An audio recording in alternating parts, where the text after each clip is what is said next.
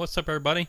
Jonathan here today. I'm going to do something a little bit different this time. Instead of having a video of gameplay, I'm going to actually have a video of me working on the Forbidden Forest map. Kind of show you how that process works if you're unfamiliar with it. We'll just be working a little bit here on the map and probably mostly placing trees. I may do some detail work in around the town and possibly the lodge area. But we got a lot of trees to place because I mean there's a ton of trees on this map. So yeah, we'll just be working on that, and I'm gonna fire up a podcast here in a minute so we can listen to something instead of just me talking, because I'm not gonna be doing much talking. I'm just gonna be working. But podcast we're gonna listen to is Leo Laporte, the tech guy. I've listened to him for a long time and haven't listened lately, but we'll be listening to that. And you can kind of follow along here as I'm working and see what my process is. And you can also already see some stuff down at the bottom. It's got some warnings and things. I'm going to work on those later. But for right now, we're just going to be working on some trees and probably some detail work around the lodge and maybe the town. But we'll just see how it goes. It'll be about an hour. And until then, I'm going to get this podcast fired up here. Okay, we'll see you later. Hi, this is Leo Laporte, and this is my Tech Guy podcast. This show originally aired on the Premier Networks on Saturday, June 23rd, 2018. This is episode 1499. Enjoy. The Tech Guy podcast is brought to you by Simply Safe. Protect your home and family with an A-plus home security system. To learn more about Simply Safe today, visit simplysafe.com/twit. And by Wink, the best way to discover new wines you will love. Go to trywink.com/techguy and get $20 off your first shipment. And by LastPass. Join over 33,000 businesses and start managing and securing your company's passwords today. Learn more at lastpass.com/twit.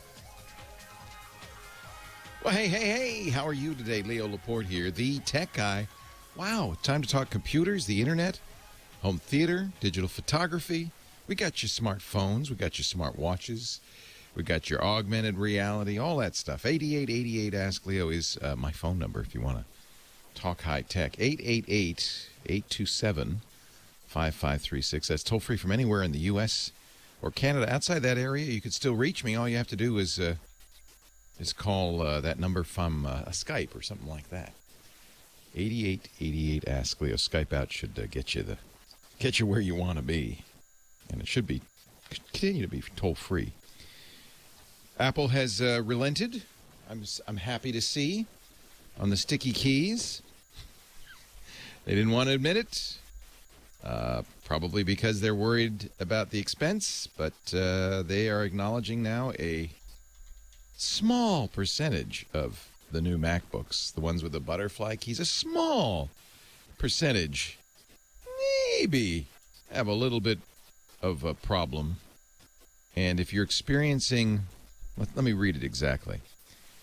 Today we launched a keyboard service program for our customers that covers a small percentage, underline that, small percentage of keyboards in certain MacBook and MacBook Pro models, which may exhibit one or more of the following behaviors: letters or characters that repeat unexpectedly or don't appear when pressed, or keys that feel sticky or aren't responding in a consistent manner. Apple's facing not one, not two, but 3 class action lawsuits over these keyboards. If you have any of the new Apple computers, Apple laptops with those really short travel butterfly keys, that would be a MacBook from 2015, 16, or 17, a MacBook Pro from 2016, 17. Then you can bring it in and they'll fix it for free. And if you already paid for repairs, which can be quite pricey if you're not in warranty anymore, up to $700, they'll refund it. Good news. Good news. So I'm glad that they finally admitted this. They took, this is kind of par for the course. Most companies are slow to admit manufacturing defects. But there comes a time when you just have to acknowledge it and fix it and move on. And Apple can afford to do that. So that's good. So if you have a sticky, the problem with these keys, if you have almost any other computer and a crumb gets under there, which it does. I mean, let's face it, people eat. They probably shouldn't, but they eat while they're using their laptops, and stuff falls in and gets under there. And normally you can just pry it off with a screwdriver or blow it out and pop the key back on. It's a fairly easy thing to do. You can't do it with these butterfly keys, and you can't really blow air even under them. And so you need a small percentage. I would say just anecdotally, and of course anecdotally means just people have told me, but I would say about half the people who have these keyboards are having problems of some kind with them. It's a problem. And Apple, I hope, redesigns it. I had a MacBook, 15-inch MacBook Pro from 2016, and with the Touch Bar, I couldn't live with it, so I sent that back and got the 13-inch without the Touch Bar. Same problem. I had the MacBook, the little butterfly. Can't type with it. So I went back, and Apple still sells them, interestingly, to the 2015 15-inch MacBook Pro with a nice squishy keyboard, and that's great, and I love it, and I wish they'd update it because it's now, pretty old, 4th generation Intel processor. That's 4 generations ago. But, the truth is Intel hasn't really made that many big changes anyway in its processors, and I don't think it's that slow compared to the modern processors. So it's dual core, not quad core. Maybe that makes a difference. In any event, I think it's somebody in the chat room saying, this is not a defect. Well, it's a defect. No, it is a defect. Some have decided they do not like the keyboard and just feel the need to rant endlessly. Well, I admit I don't like the keyboard. I never had the defect because I got rid of the thing right away. But believe me, I've talked to far too many people with non-functioning keyboards to think that it is not a defect. There is clearly a problem. And we know now there is. Apple has admitted it. So I don't know what you're talking about. They've admitted it. I think we now know how the FBI got into that Apple iPhone from the tragedy in Bakersfield. A researcher has now figured out a way that even on an iPhone as recent as running 11.3, which is everything but the most recent update, is easily opened up when connected to a computer. You just connect it up and you can try as many passcodes as you want. You know that thing where you say after 10 times erase the phone, that doesn't do anything? You can just keep doing it. And admittedly, you can't do it super fast. So we have a 4-digit passcode with 10,000. That's 9999 plus, I guess, 0000 with 10,000 choices. Take about a day. The researcher says, now, if you have 6, and 6, by the way, is the default on the current iPhones. If you have 6, yeah, it's not practical. It's going to take much, much longer. So there's a lesson in there for you. If you want to keep bad guys, or good guys, if you want to keep people out of your iPhone, have a 6-digit passcode, or better yet, a real passphrase, which is a pain, I understand. But between fingerprint and Face ID, most of the time you're not entering it. I have 15 or 16 character, I can't remember, it's long, passphrase lock in the iPhone, and that works quite well. I'm happy with that. Here's also some good news for privacy advocates. The U.S. Supreme Court on Friday ruled that a common practice in law enforcement is not constitutional. All the major cell phone carriers have had special websites, portals they call them, for law enforcement to go and find out the location of any cell phone at any time, historic information, for about $1.50. Literally, about $1.50. But it happens so much that it's actually a nice little profit center for these companies. There's even other companies that collect all this information. It came up because there was a case against somebody who had robbed, or was accused of, I should say, robbing convenience stores. And the only evidence they had that he was the guy is they got 18 months of cell phone location records and said every time there was a robbery, the guy was in the area. Every time. And the jury convicted him. He appealed, and on Friday the Supreme Court ruled in his favor. They're going to send it back to the lower court, so he's not off the hook. But they said you can't get cell phone location data without a warrant.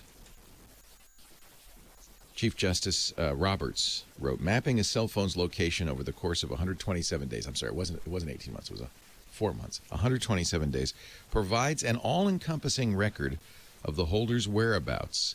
As with GPS information, the time-stamped data provides an intimate window into a person's life, revealing not only his particular movements, but through them his familial, political, professional, religious, and sexual associations.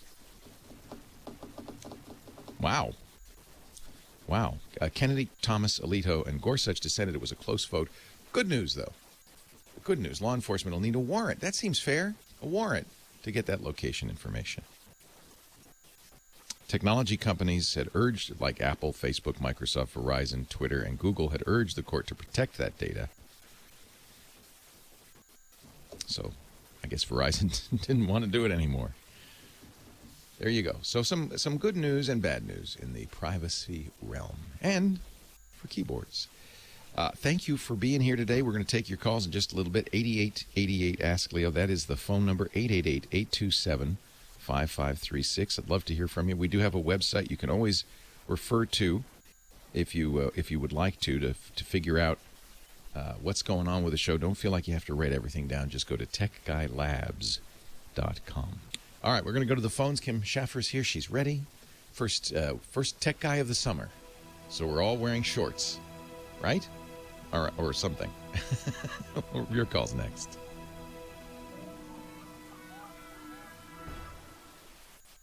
We're going to have hot music today, right, Kim Schaffer? Because it's the first tech guy of the summer. And it's going to be 100 here. And it's going to be 100, which in Northern California is scary because we're not really used to it. We're not really prepared for it. But we're dressed for it, aren't we? We are. We're in our summer best. Our summer best. And you've been slaving over a hot phone in this hot heat, getting callers ready for us. Do you have... It's really very air-conditioned in here. Actually, yeah, it's too cold often. I know. I've seen you wear blankets. I'll be a popsicle by the end of the show, and then I'll have to go out there and defrost. So. Yeah. Who should I start with here? How about Terry in Amarillo having problems with his Parallels running Windows? Okay. Thank you, Kim. Hello, Terry. Leo Laporte, the tech guy. Hi, Leo. Good to talk to you again. Nice to speak with you. I have a MacBook Air, and I have Parallels on it, and I installed Windows 7, and at the right time when they were offering it, I upgraded to Windows 10. Well, the Parallels completely crashed, and not only took the Parallels, but it also took down the Mac, and so I had to start over. No, that's not possible. What happened? Did it trash the drive? It did. Yeah, I don't. Well, I mean, I guess I shouldn't say it's not possible. It's highly unlikely. It was during a Parallels update, and whenever it's running, well, it went to a blank screen, and it stayed there for 12 hours, and so... I thought, well, anyway, so I started over, and whenever I installed Windows on the new setup under Parallels, it's now wanting me to pay for it again. Huh. Yeah, because the way I'm guessing that the way Parallels, we should explain. I'll explain briefly what's going on here. Parallels, which is a virtual machine program for Macintosh. There's Parallels, which... may have been one of the first, and then VMware, which is the granddaddy of VM machines, makes one also called Fusion. But the idea is you run Parallels, and then you can install another operating system into Parallels and run it while you're running your Mac. So you have your Mac, and then you have a Windows machine, or a Unix machine, or a Linux machine, or a variety, or even older versions of Mac OS. Sometimes people use it for that. Parallels. The way Parallels works, as you know, is it creates in order to simulate a hard drive, everything's simulated on the Windows machine. So it becomes an intermediary between your network card and your hard drive and all this stuff. And what it does is it creates a single file, that is the Windows machine, the image of the Windows machine. And that's the drive and everything. That's why it's unlikely that Parallels in its normal operation would trash your Mac, because it's not operating on your whole Mac, just on a file. However, when you do an update to Parallels, it does install, I'm sure, an extension, probably a kernel extension or KXT file, in order to work, and I suspect that's the problem.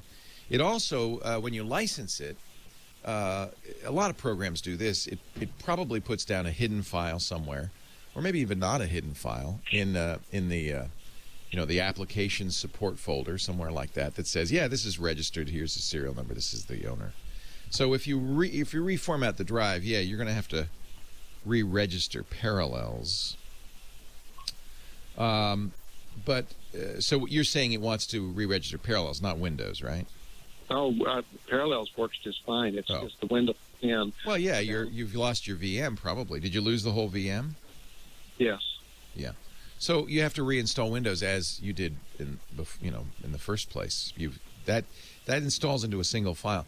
I'm not sure. It seems pretty bad to crash your system. I hope that it's not just a coincidence. Sometimes people often say, "Oh yeah, I installed something and my system crashed because of it," but it might have been merely that the system was, on its last legs, and that just pushed it over the edge. Nothing you do when you install Parallels should really cause a problem. So when you installed your Windows 10 on Parallels, did you have a license key in the first place, or did you start with Windows 7? I started with Windows 7, yeah. So I get it. You upgraded 7 to 10. That's right. Yeah, so you'll need to do the same. Unfortunately, you'll need to do the same steps. Windows 10 on regular hardware, you wouldn't need to, relicense it. But because you've really, in effect, lost the hardware, this has always been kind of an interesting question, is if I register Windows to a Parallels virtual machine, lose the virtual machine and start over, wouldn't it be the same machine? I don't know. That's a good question. Windows 10 says I don't recognize this machine, right? That's right. Yeah, so I think what you're going to have to do is, I hate to say this, is install Windows 7 on the virtual machine. Use that Windows 7 license key that you have. Okay. That should work because it looks the same to Windows 7, and then upgrade to Windows 10. And then from now on, what you want to do is back up the VM file. So Parallels creates a folder in your system in your local home directory called virtual machines, but something like that. And then in that folder would be a file that says Windows 10, or maybe it'll say Windows 7, because that's what you're going to start with. Make a copy of that. That's actually the entire PC, so you can copy that onto something else and keep it, and then you'll never have to do this again. You'll have to go through it again. So I'm sorry that happened. I've had good results with Parallels. I tend to use VMware Fusion now. It's really a kind of a clever way of doing things. There's one more interesting slice on this. Both Parallels and VMware Fusion will recognize a boot camp partition. So another thing you could do, maybe a thing to think about, using boot camp means that you'll boot into Windows, and there'll be no traces of Mac left. You'll be running Windows on Mac hardware, which runs fine, provided you have the drivers from Apple. So if you used boot camp to create a Windows partition on your Mac, you'd have that option to boot into Windows when you first start up. But also, these virtual machines will see it and say, "Oh, you have Windows on a boot camp partition. You want me to use that for virtualization?" The advantage of that is then the license for Windows 10 will be permanent because it'll be licensed to your computer. So you'll have, if for some reason you format your drive, you'll have to reinstall Boot Camp, but you won't have this same issue of having to run Windows 7 first and then run Windows 10. And you'll have an additional advantage that when you do want to run Windows at full speed, virtualization, running in a virtual machine, has some overhead, so it's a little slower. But if you wanted to run at full speed, maybe to run a game or something that really required all the horsepower of the Mac, running it in Boot Camp is a great solution. So then you get the best of both worlds. That's typically how I do it. 8888 Ask Leo. That's the phone number. You know, Microsoft does charge for Windows 10, oddly enough. But if you're upgrading from Windows 7, it's free. And I think you can still upgrade. I think in this case, you could still do the upgrade. Actually, that's an interesting question, too. Anybody have any experience with that? 8888 Ask Leo. Scott Wilkinson, Home Theater Guru, coming up.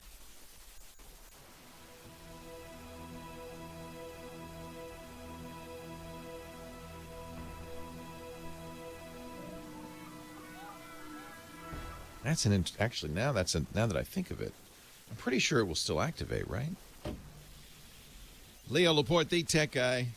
There you go. That magic music signals the arrival in his Funkmobile, accompanied with the Funkettes, Scott Wilkinson. Our home theater guru. Get funky. He is the funkiest tuba player in the world.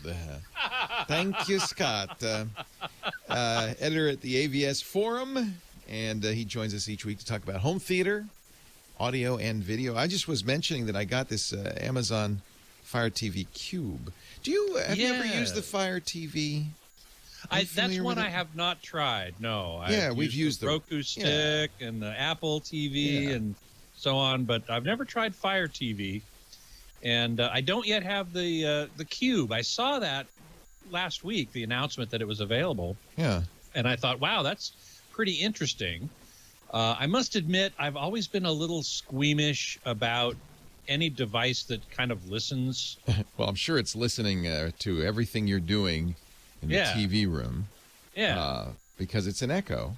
It's an Echo. It's an Echo. I don't have an Echo. Supports 4K, HDR10, and Atmos, which is kind of cool. Not Dolby. Not Dolby Vision. But I wonder about HLG. Doesn't mention HLG. That's the other high dynamic range format that the World Cup. Some sources are providing that World Cup in HDR with using HLG. Oh, interesting. Well, the idea of this is it's a Fire TV that you control with your voice, and it's kind of cool. Right. I mean, I set it up in my office, and it's kind of cool because you can go into the office and say, turn on the TV, or you can even better say, let's watch Westworld. Right. Echo, watch Westworld. It's a little, funny, and I'm sure Michael will have the same experience, because what it then does is it searches for Westworld. It has built into it Netflix, of course, and Amazon Prime, and Amazon, all the Amazon music, and all the Amazon stuff. And then you can add, as I did, HBO Go or HBO Now. You can add Showtime anytime. So I have HBO Now on there. And so I said, watch Westworld. And what it'll do is then looks throughout its database of stuff and says, oh, there's two Westworlds. There's the movie, the old Yul Brynner movie. 1970s, yeah. And then there's the TV show. And then it puts up on the screen. It uses the screen, puts up on the screen, and then you're supposed to say play 1 or play 2. Right. So it takes a few steps. If you ask for the weather, it puts a weather report up on the screen. Sure. Yeah. Sure. You can watch NBC and CBS if you have an account with them and stuff like that. You mean the streaming ones? Yeah, it's on demand. I don't think they have live. And that's been the problem all along, is that, if you want to replace TV, I didn't see YouTube. YouTube's not on here, and I didn't see YouTube TV, which would give me live TV. Right. It has Hulu. So, you can control Netflix with it, which is kind of cool. But I like the idea. And then when you leave the room, this is my favorite part. You could say, Echo, turn off the TV, and the whole thing shuts down. I have it hooked up through my AV receiver, so it's got IR blaster all around. It's a cube, so it fires infrared out from the whole. And there's even a little attachment, so you can put an IR blaster. Wow! So it fires out IR commands in all directions, sort of. Yeah, but it doesn't control the Apple TV or the Roku. It could, but it doesn't. It doesn't. It's just trying to replace them. Right. That's probably the point. But it does record my AV receiver, and it does record my control my TV, and that was fairly easy to set up. Yeah. I've read an article recently about how many things from Star Trek are now real. Yeah, this is one. And that's one of them. Computer. Yes. So voice control is really amazing. Yeah. I mean, like you say, some people don't want anything listening in the house. Don't forget, though, your phone is also listening, but we won't. I don't want to trouble you. So. Why, thank you. so we'll just move on. You wanted to talk about sound bars, and I would say of all the AV stuff that we talk about, that's the number one topic. Yep, that and TVs, I bet. Yeah.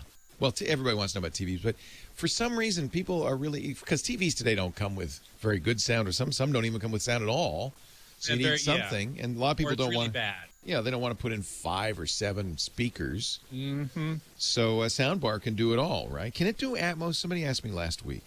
Yes, it can. There are a number of sound bars that will do Atmos, and that does it in this reflective way, right? We've talked about this before, where Atmos, as you know, is speakers around you or sound sources around you and overhead, forming a fully hemispherical sound field. So if a helicopter flies overhead, you hear it flying overhead. Now, in the movie theater, that really works. It's very powerful. Yeah, phenomenal. But how they well have does real the sound? speakers up there. Yeah, right. They've got big speakers up there. Big speakers, and a bunch of them. Yeah. At home, you can do at most, unless you have a super expensive system, you can do at most 4 speakers overhead. But say you have a domestic partner who doesn't want you to put speakers on the ceiling. Yeah. You can do it by reflecting sound, by having separate speakers that are sort of sitting on top of your regular speakers that push sound up to the ceiling that reflects back down to you, and it sounds like it's coming from overhead. Sound bars can do this as well because they have drivers, little speaker elements that vibrate. They have drivers in them that send sound straight toward you as normal speakers would, but they also have drivers that point upward and bounce the sound off the ceiling, and it comes back down to you, and it sounds like something's coming from overhead. And there are quite a few companies that make them. LG has a couple. Philips, not so common in this country. Samsung, very common in this country. Sony, Yamaha has a number of them. How well do Vizio they does. work, though? I mean, Surprisingly well. Okay. It's amazing, actually. Now, you're only getting basically 2 channels of overhead sound, which is less effective than if you have 4 channels of overhead sound. Oh, I didn't know you could do 4. Okay. You can, yeah. In fact, the latest, I think it's the latest Denon flagship receiver will let you do 6 overhead speakers. And that's the first time that's happened. Now, that's an expensive product. That's several $1,000s just for the receiver. Then you have got to buy 6 speakers. Wow. Right, exactly. Wow. But a sound bar, as you point out, and rightly so, is intended for people who don't want to mess with a bunch of speakers, but want better sound than is coming from their TV. Right. And virtually any sound bar will do that. And a number of these now have this Atmos feature where you have 2 channels anyway going up, as well as channels coming straight at you. And even simulating as if they're coming from beside you or even a little behind you. It's amazing what DSP, digital signal processing, can do. They're tricking your trick you. ears. Yes, Really interesting. exactly so. Yeah. They're tricking your ears into thinking you've got a sound coming from side over here to the side or a little behind you even. And then they're using this reflective technology to give you the sense of sounds coming from overhead. And it's remarkably effective. Well, all right. Is there one that you really like that's not too expensive, but people should look at? I generally, for not very expensive ones, I generally recommend Vizio. And my colleague Mark Henninger just published his review of a Vizio soundbar on AVS Forum. It doesn't have Atmos, but it's only a couple $100. Wow. So that's a good option if you don't have decent sound in your TV, but you don't. Exactly, which 99.99% of people with TVs don't have decent sound in their TVs. Yeah. A soundbar is the next step up, and it's a big step up. Now, the step beyond that, of course, is an audio-video receiver and speakers all around, but if you don't want to go that route, soundbar's great. That's a solution we like, but not everybody can do. Scott Wilkinson, as always, a pleasure. If you want to know more, avsforum.com. Scott's always got great reviews and articles, and he joins us each week at this time to help you better understand your home theater options. Thank you, Scott. You bet. Leo Laporte, the tech guy. More of your calls coming up right after this.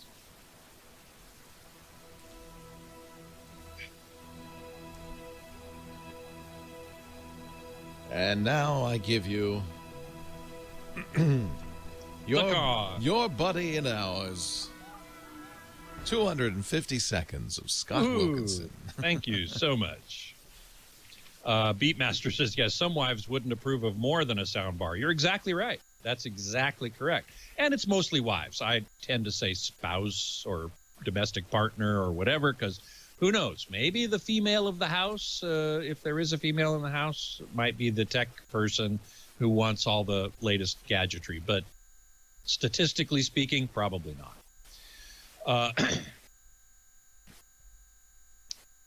Let's see. WP788 says it's not surround, but my TV basically has a built-in 2-channel sound bar. Yeah, there are a few like that, and they can sound not too bad. You know, it's interesting. I just finished reviewing the LG C8 2018, next to the very lowest end or entry-level OLED TV. And the sound of that thing was surprisingly good. The other one that I can think of that the sound is really good is the Sony OLED. And that uses a really interesting technology that I'm sure I've spoken about before, which is the entire screen, that is the OLED screen, the TV screen that you're watching, is also the speaker. It actually vibrates. It has actuators behind the screen that vibrate, and the entire screen becomes the speaker. It sends sound waves out into the room, and you'd think, well, wait a second, I should be able to see that. Wouldn't that degrade the picture? Not at the frequencies that it's reproducing, which are relatively high. It also has a built-in quote-unquote subwoofer, which isn't really a subwoofer, but it's for the low frequencies, and that doesn't vibrate the screen. If you did have the screen try to reproduce the low frequencies, you would see that, and it would not be good. So Sony wisely decided to only let the screen do the mid-range and up and higher frequencies because you can't see it. And the quality is amazing. It's really something. Now, Sony started doing that last year with the what's called the A1E. This year, they've upped that model number to the A8F. And like some TVs, Vizio in particular, that last letter indicates the model year. So with Vizio TVs, we are now up to F. So you'll see in Vizio TVs, you'll see a P55-F1 or F2, and those numbers after the letter indicate firmware updates, roughly. So, you'll see an E55C1. Marsworm in the chat room was talking about whether or not to fix his Vizio C55. It was a P55. A P55-C1. So that's from 2015. And he said he could get it fixed for $350. And I said in the chat room, well, okay, that's less than probably most TVs would cost. Some are down there now, but you might want to consider spending that money towards a newer TV, because the 2015, was it even 4K? Marsworm, I'm asking you. I don't remember if the C1 is 4K or 1080p. The P series is the best of the Vizios in my opinion, and so if you can upgrade to a P55F1, that is this year's model, I'm sure it'll be a significant upgrade to what you have, and I think it's worth spending the money on the upgrade there. Stick around for the top of the hour. Happy to. Thank you, sir. Leo Laporte, the tech guy, 88. Ask Leo. I'll do a more thorough review, I guess, of the Amazon Q. But if you're a Fire TV customer, this might be or thinking about a Fire TV, this might be a good option for you. $120. I didn't mention that. It's much more expensive than an Amazon Fire TV. Same capabilities, except that you have an Amazon Echo associated with it, so you can use the Echo to control the Fire TV. And I like it that it will turn on the TV set, and it turns on my AV receiver. So and sets it to its proper channel, so it can automatically kind of turn on the TV and go to something. That's kind of handy. I like talking to my TV. There's another option, we've talked about it before, where actually I like quite a bit, called the Harmony Hub, the Logitech Harmony Hub. That also is an infrared device. And actually, you can control the hub via your Amazon Echo.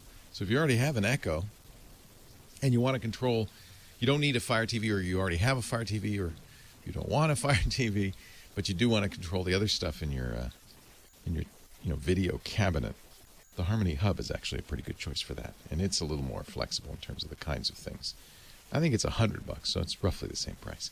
8888 Ask Leo. That's the phone number if you want to talk high tech. High tech means a lot, right? TVs, remote controls, but also computers, the internet. Anything with a chip in it, I guess. Richard, West LA, is next. Actually, he has a question for you, Scott. Hi, Richard. Hi, Leo. Thanks for taking this because it's important to me, All right. maybe to others. Let me get Scott on the horn here. Go ahead. You there, Scott? I sure am. All right. Hey, Scott. I Hey. have a video TV on your recommendation, and I'm very pleased with it in general. However, it worked very well for about a year and a half, and all of a sudden, when I tune on DirecTV 104, it tells me that my TV is not capable of receiving 4K, which is nonsense because it's been receiving 4K for a year and a half. Do you know anything about that? Boy, no, I don't. And it works. It works on other channels. Oh, it's no 4K on other channels. 104 is the 4K channel for DirecTV, on and 105 DirecTV. and 106 too, I think. Right, and you're wanting to watch the World Cup, I assume. Yep. Yep, Well, a lot exactly. of things have passed by. So, Yeah, sure. so what's happening here is, in my opinion, a handshake issue, because the DirecTV box is querying the TV and saying, "Hey, can you do 4K?" Right. Now, oddly, you'd say, "Well, you used to do it, but it doesn't have any memory, so it has to ask that every single time." And Yeah. for some reason, there's, Scott, you see that? I would imagine you see this a lot. HDMI handshaking issues. That is a big problem. Now, did it used to work? Was the next question I was going to ask. Have you ever gotten 4K from that channel? For a year and a half, yes. Yes. Okay. So something changed. Yeah. Well, something could have gone wrong. Right. Or there might have been an automatic firmware update that messed something up. I would first going on first thing for I 2 would months. first thing I'd do is replace the cable. That's a good point. Although, again, if it's the same cable, if nothing has changed and it used to work and now it doesn't, I would think it's not the cable. However, that's certainly an inexpensive and easy thing to try. And just make sure that you have a cable that is certified high speed. And by high speed, these days with HDMI, we mean 18 gigabits per second. And I just recently got some. There are certified cables that do that on Amazon. I think Cable Matters might be the brand. I can't remember now, but it was like $10 for a 6-foot cable, so it wasn't that expensive, and it was Can I certified. interrupt, please? Yeah, sure. I have called DirecTV over the last month and a half, and they have told me it's a known issue. That's why I'm glad to talk. Oh, what's the issue? In my system. Did they say what the known issue is? No, of course not. So all that means is, other people have been calling about this. Oh, Yeah. yes. Well, Now, I you got presume- me curious. I presume you've done all the handshaking stuff. Turn the TV off, turn the box off, then turn the TV on, then turn the box on, and try various orders and all of that stuff. Because that's Yeah. Innumerable times. yeah. Getting sick of it, I'm sure. Yeah. Sounds like there might be a flaw in the DirecTV box if it's a Yeah, it known might problem. have gotten a firmware update that screwed things up. It's Well, possible. they seem to know it's an issue, and they know my system. They install the boxes, obviously. And Yeah. and when I asked about that, I said, do I need a new box? No, I'm not talking to the top rank of customer service, obviously. Not yet, anyway. When they created a ticket, they said, for the upper echelons, and they said that they would inform me if something changes. And, of course, I've heard nothing at all. And when was your I'm last asking you contact? if you've with heard of it before. them? When was your last contact with them? Let me think. About 10 days ago. Which box I do have you not have? heard. Which box do you I have could- so people can make a note Genie. of this? The Genie, okay. The Genie, yeah, that's what you need, the Genie or the Genie 2 to get the World Cup in 4K HDR, which on DirecTV uses HLG. What's your TV? It's a Vizio, I think, right? The Vizio, yeah, the one you recommended a couple of years ago, in fact. Oh, yeah, okay, yeah. Does probably it the Beazer. does it support HLG, Scott? Oh, yeah. Okay. Oh, yes, without a doubt. For a year and a half, I was watching all sorts of programs on it. And they probably look great. Oh, yes, I'm totally pleased, and congratulations to you. And I'm not going to turn it in for the latest, by the way. Yeah, well, I wonder if this is a World Cup issue. Can you watch That- stuff on 105 and 106? I've tried them all, Okay. 104, 5, and 6, before the World Cup even started, and I kept getting this message at the bottom Okay. of the screen: your TV does not support 4K. Yeah, We're going to that's- give it to you in 1080. yeah. Well, now you've got me curious. I'm going to contact DirecTV myself and say, what's the deal with this? And see if I can You find would. out. If I can, I'll talk about it next week. Okay, and I will be listening next week. I'll be very Given that they know it's a known issue, Yeah, Richard, can you exactly. get them to send you a new box, or have they said they won't do that? Frankly, I didn't ask that, because the way they put it was, it wasn't just my box. It sounded like it was system-wide, and they're working on it, Oh, et cetera, et cetera. well, they're probably getting a lot of calls then. Yeah. I hear that No World Cup's kidding. pretty popular on the television. Yeah, that's what they say. Well, it's Yeah, been and if it's happening a well firmware- before yeah. the World Cup started. Yeah. It started about a month and a half ago, before the World Cup began. Yeah, but Ah. the calls started a week The ago. World Cup. Yeah, exactly. All It of a might have sudden. started a month ago, and they might have started getting a few calls, but Yeah. once the World Cup began, I'm sure their call volume went boy. way up. Very interesting. You may not be able to get through, Scott, even you. Yeah. Well, we'll see. I've got some contacts in there. So You know, I'll with see. any Okay, luck, thank you. I'll listen next week for sure. good. And let us know too if it starts working, Richard, because I wouldn't be surprised. They could push in a firmware update, and if there's a Exactly. firmware glitch, it sounds like maybe an incompatibility, then they could probably push something that would fix that out. Yeah. And in fact, go to avsforum.com and look around. There might be other people with that issue and they're talking about it on the forum. Yeah. Did they say, just one more question, Richard, did they say it was a known issue with that particular TV, or No, no? a known issue. Known issue in general with DirecTV. Which means it's their box or their Yeah. system somewhere. They're having a problem. No, I gave them all the information they needed, because obviously that was something of interest to me. And, Yeah. and they know what I have. They know better than How I know what I frustrating. have. Yeah, because you really, the World Cup is so exciting, and you do want to see it Oh, in 4K. yeah. Yeah, I can't because I don't have the right hardware, but those of you who do, I mean, of course you're going to want to see that. I bet you they get a lot of calls this weekend. Yeah. Well, Hey. but it's not just this weekend. It's been going on since this. No, I understand. The World Cup started, what, 5 days ago? Yeah. And the call started before Yeah, then. yeah. By Hey- the way, I'm looking at the chat room. Scooter X is saying, try a different HDMI input. I don't think that'll work. I think we've solved the problem that it is a Richard's, DirecTV problem. done all of that. It's just a Yeah. question. Thank you, Scott, for sticking around. I appreciate it. Sure, no All problem. right. See, it's nice. We can, I feel like Woody Allen and Annie Hall. I can just pull Marshall McLuhan out of the line and say, well, I happen to have an expert here. That's nice. Leo Laporte, the tech guy. Back to the phones. More of your calls coming up right after this.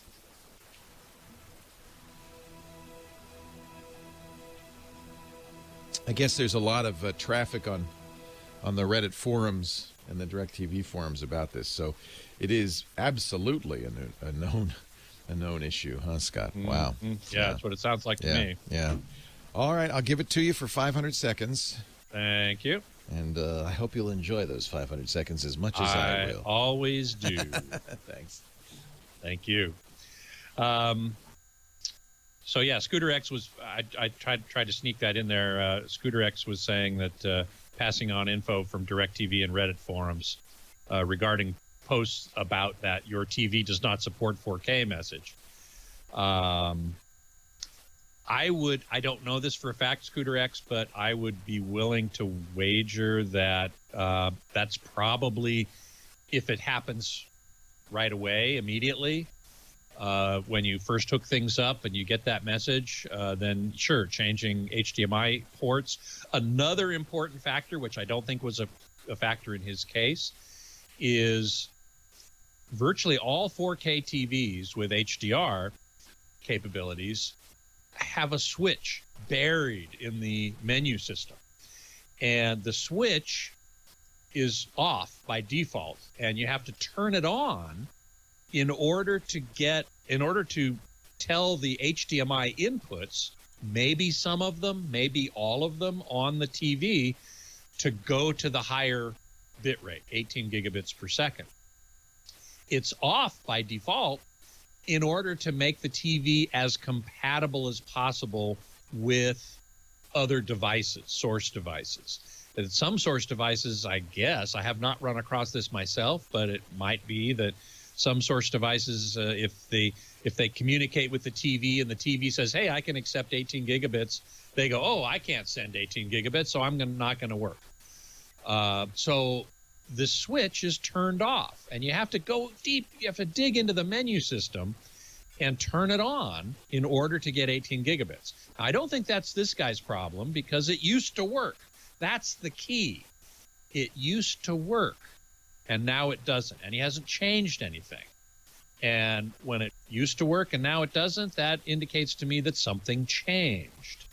And especially after he called DirecTV and they said, oh, this is a known problem, obviously something changed in the DirecTV box. And I would guess it's a firmware update that got pushed out, as DirecTV does, and all these companies do, Dish as well, and so on, that that broke that particular feature. Now they've got to fix it, and I hope they do. Beatmaster asks, maybe an EDID issue. EDID stands for Extended or Enhanced Display Identification. I forget whether it's enhanced or extended, but in any event, that's what it stands for. And it basically is a piece of data coming from the TV.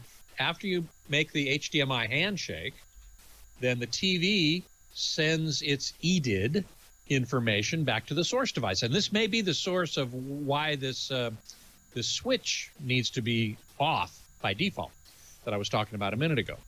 The EDID goes back to the source device and says, here are my capabilities. And so Beatmaster is wondering if it's an EDID issue. I doubt that because, once again, it used to work. That is the critical piece of information. Ed says, DirecTV just updated their app on my Roku TV, and it's terrible. What? In what way is it terrible, Ed? That would be kind of interesting. Scooter X says, some posts say it happens every few weeks. Then there is a software update for DirecTV hardware and one for the TV that fixes it. Okay, so, there's some stuff going on here. Emily the Strange. It means that he has a grandson who changed something by setting up a video game on it. Yeah, I suppose that would be true. Possible, anyway. Yeah, Mike Heiss. Hey, Mike, good to see you here. Could be an update they pushed that whacked it. Exactly. That's what I think happened.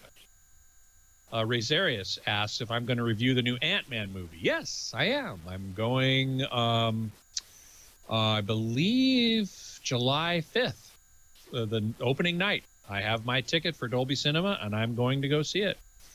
I didn't see Jurassic World Fallen Kingdom, which was this weekend. I almost decided to go, and then I thought, you know what? More roaring dinosaurs. Same old, same old. But the Ant-Man movie looks like it could be fun. Web0109, is there a significant disadvantage having only HDR versus HDR on an OLED? I'm not sure I know what you mean by that. I'm looking to upgrade my main TV from a 10-year-old 1080p Panasonic Viera Plasma, which is great, which I loved, and which I agree is great. My budget is $1,000 maximum. I'd like to keep the size at or above 60 inches, which, correct me if I'm wrong, rules out an OLED purchase right now. Yeah, $1,000 for a 65-inch. You won't get a 60, but you'll get a 65. Yeah, that's not going to happen. OLED's more expensive than that. So I don't know what you mean by the disadvantage of having only HDR versus HDR on an OLED. I guess you might mean HDR on an LCD TV, in which case there are differences. OLED gets deeper blacks. LCD TV gets brighter brights, brighter whites. Sounds like a laundry commercial, I know, but that's what it is. And you probably can, I'm sure you can, get a 65-inch LCD TV with HDR for $1,000. Some of the Vizios, certainly, TCL can do it, and so I'd recommend looking at those in that price range. Let's see. Lawn Dog, how do you know if you are receiving 1080p or 4K picture? Is there something that indicates 4K, letting you know you're viewing 4K content? Most TVs have a little thing that pops up in the corner. In my case, on my Sony OLED, it's in the upper right corner, that tells you what the signal is that's coming in. So that's normally how you know. Maverick 56, too many action movies these days. It's getting old with all these Marvel, DC comic movies. Yeah, I'm not, that is not an unreasonable position. There are an awful lot of them. I just happen to enjoy them. They're fun for a couple hours. Marsworm, we've been talking about his Vizio, whether to fix it or not. What TV would I recommend for $400 to $450 that could replace it? A 55-inch, maybe one of the lower end Vizios might be at that price. TCL probably. Once again, Vizio or TCL are my two go-to brands for inexpensive but pretty good quality TVs. So that's about the story there. No, let's not do that. Ed only remembers resume after you've watched it. Oh, only remembers. Sorry, I don't quite understand what you mean there, Ed. Resume. Thank you. After you've watched 15 minutes of a movie or show. Thank you, Scott. We'll talk about it later. Have a great week. Well, hey. How are you today? Leo Laporte here, the tech guy. Time to talk computers, the internet, home theater, digital photography. We've got smartphones. We've got smart watches. We've got augmented reality. We've got digital streaming, net neutrality, all the topics of the tech world on this show. And they're all open for discussion. If it has a chip in it, I want to talk with you about it. Our phone number is 888-827-5536. That's 8888-ASK-LEO. See, easy to remember. 8888-ASK-LEO. You can call that toll-free from anywhere in the U.S. or Canada. If you're calling from outside that area, I'd love to hear from you, but you'll have to use Skype out or something like that to call. That way it'll still be toll-free. 8888-ASK-LEO. We have a website. Good for you to know about, because this way you don't have to write anything down as you hear me talk about stuff or review things or answer questions. It's all up there at techguylabs.com. Tech Guy Labs. I'm the tech guy. It's my lab.com. techguylabs.com. And it's free. There's no sign up. It's just, we've got a good search. It's easy to find stuff. And every show is up there, all 1,499. Tomorrow, episode 1,500 of this ongoing attempt to make sense of the technology world. I got a Chinese phone. I thought I'd be kind of interesting. There's been all this controversy over ZTE and Xiaomi and Huawei, the big Chinese companies, the consumer electronics companies. And, of course, you may remember that ZTE has been banned from the United States. Huawei is not banned, but hard to find Huawei products because they're made in China, and there's kind of prejudice against them. I thought, well, there's a newish Huawei phone. Huawei is spelled, by the way. And this is another problem. People can't pronounce Huawei.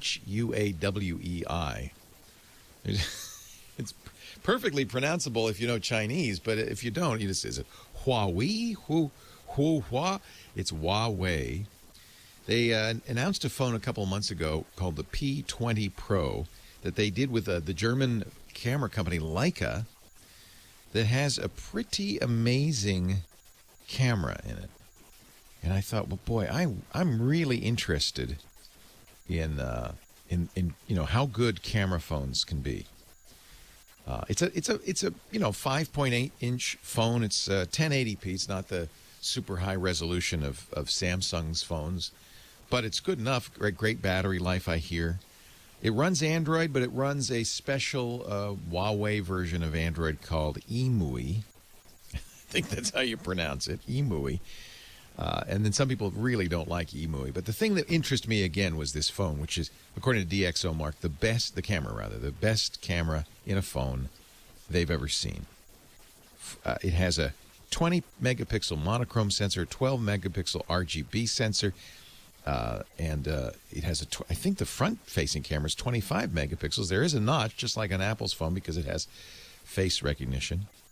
They're using digital image stabilization, so supposedly very good low light mode and so forth. I'm still reviewing the camera. I'm not done with that, but I did want to mention something, and in a way, it's to me, it's a celebration of how, believe it or not, how well we're doing in the United States in protecting privacy, particularly on Apple, but even on Android phones sold by Google, the Google Pixel. So when I turned on this Huawei P20 phone, I had to buy it from China. It got shipped over from China. It was ready to go in English, signed in. It's like a regular Android phone, except a couple of things were a little odd. For instance, before even the Android sign in, it said, well, we'd like to give you localized weather information. Oh, yeah, okay. But for that, we not only need to track your location, we need to know your phone's unique identifying number, the IMEI, and MAC address. And I thought, really, for the weather? For the weather you need that? For the weather? And that was just the beginning. I agreed to it. I thought, well, you know, in for a penny, in for a pound. Throughout the phone, again and again, there's requests for very personal information, like unique identifying numbers, in apps that don't seem to need it. I was prohibited from signing up for a Huawei account. I don't know if that's U.S. Export restrictions or Huawei's attempt to kind of keep this thing on the up and up in the U.S. I couldn't use Huawei's music feature either. So a number of the apps on the phone are designed for, I guess, China-only use, certainly not in the U.S. anyway. Nevertheless, there was enough in there that made me some fairly seriously concerned that this phone really felt like it was gathering a lot of information about me for the Huawei company. Not for the carrier, because it was a carrier-less phone. I ended up putting a AT&T SIM in it, but I could have used a T-Mobile SIM as well. It actually has a dual SIM slot, which is nice. You could use both if you wanted to. It's very common in the Chinese market and around the world, but not so much here in the U.S. It's a very nice phone. I want to continue to review the camera, but it made me really grateful, frankly, for American manufacturers and companies that sell in America, that they are a little bit more, I think, cautious about consumer privacy. Partly that's because we make a lot of noise about it. And as we know, in China, there isn't really that much interest in protecting individual privacy. They've got face recognition everywhere. There's a social credit system that they use to keep people in line. And apparently on this phone, they didn't see anything wrong about asking for all this information. At least they asked me and told me. I presume that, well, who knows? I mean, maybe they're doing even more and not asking me about that. So I talked this week, yesterday actually, with the guy who invented Pretty Good Privacy, PGP, back in the 1900s. It was 1991, the 1990s, and he lives in Holland now. He's American, but he's very concerned about privacy. He always has been, more concerned now than ever. And I asked him, well, what do you use? He says, I use only an iPhone. He says, I just don't think Android phones, and this, by the way, when I talk to security and privacy researchers everywhere, this is universal. They will not use Android phones. When people go to hacker conventions, they don't take Android phones with them. They don't feel safe. Now, I have to say, this Huawei P20 immediately updated to the latest Google patches for Android. That's good. The security patches were in there. It does, at least in the U.S., probably not in China, but at least in the U.S., it does support the Android Play Store, and I was able to get all the Google apps on there and everything. But if privacy is a concern, and I know at the beginning of the show, I talked a little bit about what Apple's doing in regards to privacy. They just released an update to iOS that's going to prevent people from accessing your phone via the Lightning port. If it hasn't been unlocked in an hour, nobody can plug it in and get data out of it or use one of those password cracking tools. I have to say, if privacy is a concern, and remember, we put our lives in these phones, not just our location, but everything is in these phones. Increasingly, I'm of the opinion, while I love Android phones and I love many of the features that Android phones have that iPhones don't, there's nothing like what Apple's doing to protect your privacy. There really isn't. And increasingly, when I look at this phone from China, it's like, wow, wow, they don't seem to really worry much about privacy. It's not a concern, I guess. Leo Laporte, the tech guy, 8888. Ask Leo.